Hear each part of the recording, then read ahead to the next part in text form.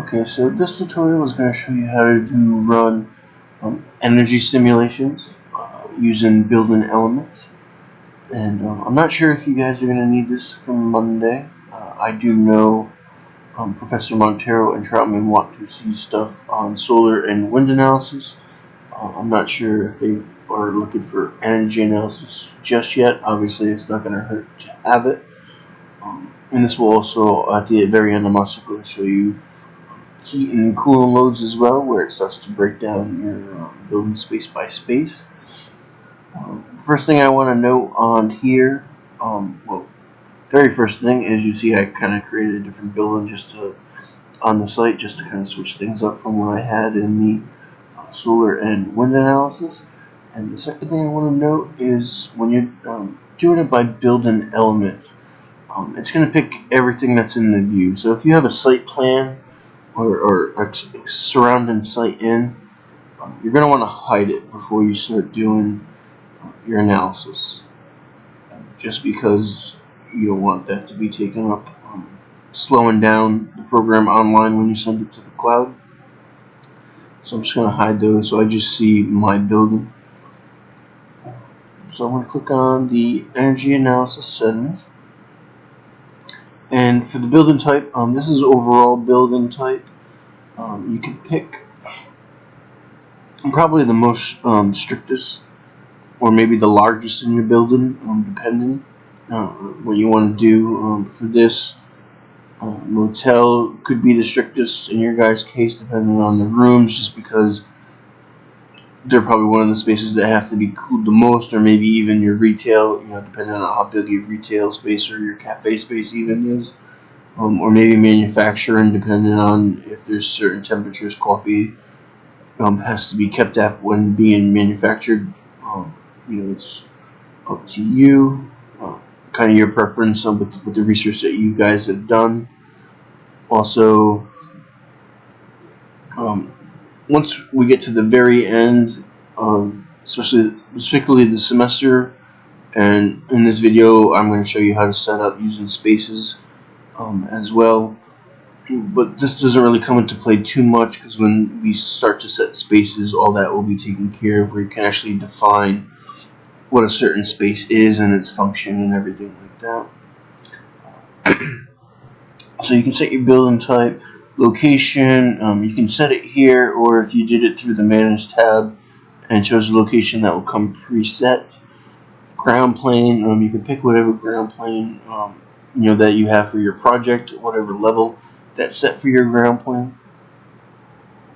And then your export category, you have two options here. You have rooms and spaces. You could do either one.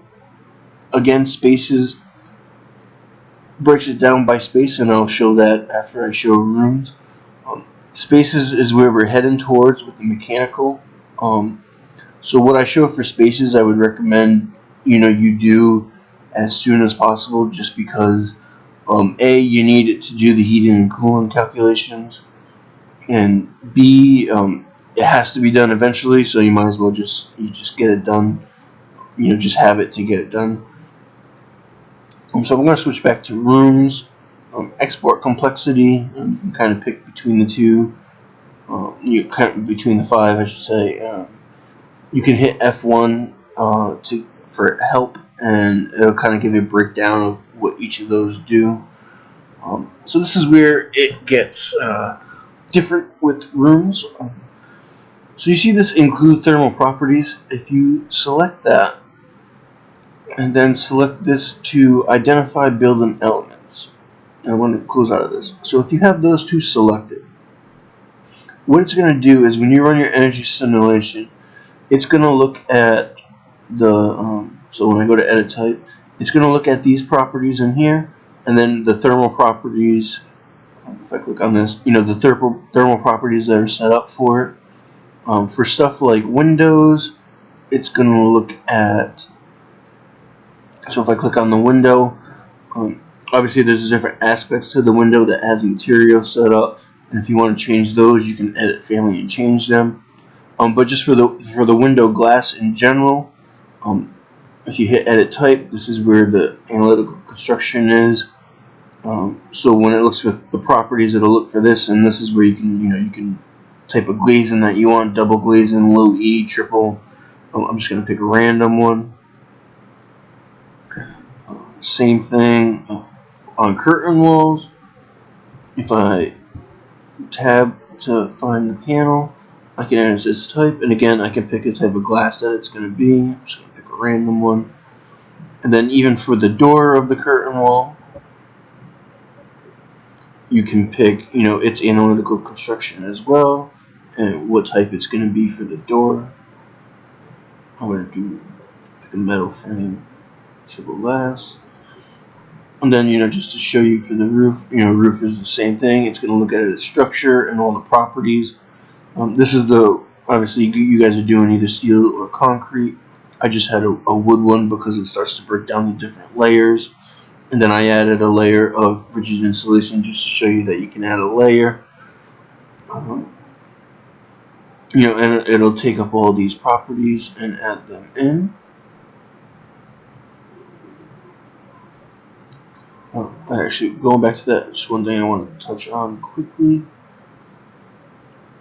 Can't remember if I mentioned this in the video of building elements versus conceptual masses, but when you go to thermal properties, the biggest thing that's going to calculate be used for energy efficiency and heating and cooling loads is going to be your R value of your materials, which here there is no direct R value.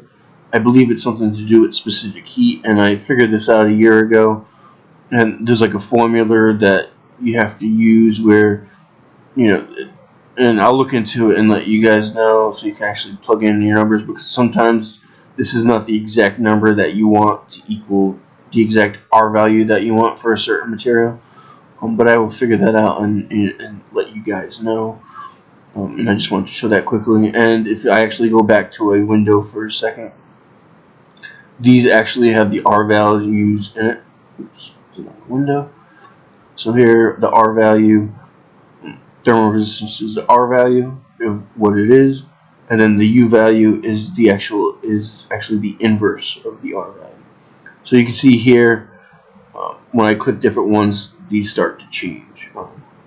It would be nice if the R value was just a separate parameter already in for materials. Unfortunately, it's not, so you have to do it by the formula that there is for specific heat to determine the R value. And again, I will figure that out and give it to you guys. So if we need to start changing our values, we can. So going back to the energy settings. So if you have rooms selected, again, with include thermal properties and identify exterior elements, it's going to select all those properties that are within everything that you've modeled. And then here you want to make sure you're at use building elements. And then you can click OK to run the simulation. The other way to do it with rooms is, and I believe with this, it says rooms, but I don't think you need to actually rooms tagged or anything like that. If you go to the architecture tab and you can tag a room in your floor plan, I don't think those need to be set up. With this feature, you can just run it as is. So the other thing you can do is if you kind of just started to use generic walls and stuff like that and haven't really kind of started to set up your properties, and it's good just to do it this way in the beginning as well if this is going to be your first energy calculation, to kind of get different ideas of what type of construction you might want to use on the side of your building and how well it will work. What you can do is if you uncheck thermal properties and switch this to use function parameters, it should. Did that change automatically? So obviously, with thermal properties checked, just to go back for a second, with thermal properties checked and identify exterior elements, you want to make sure this is on use building elements. But as I was saying, if you don't want to use if you were just using generic walls and stuff like that and you don't have anything set up, you can uncheck thermal properties and use function parameters. And then I'm not 100% certain if this stays on built-in elements or you have to switch it to conceptual masses. I'm not 100% on that. But I do know if you have that unchecked in the function parameter, what it will do is it will use your conceptual construction, kind of like what it is and what the construction type is going to be. It will use these as its analytical properties to calculate the analytics for everything. I quickly, before I did this video, I looked online to find this, to see how you would do that.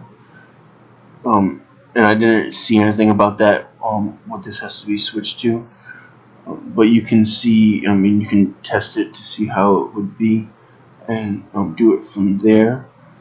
You can also do the same thing with spaces, which I will show in part 2 of this tutorial. And with spaces are the same way. You can either have spaces do it by element or with the function parameter, and the function parameter is easy to set up and you don't have to worry about. You just leave this as built-in elements no matter which way you do it, and I'll get into that into the next video.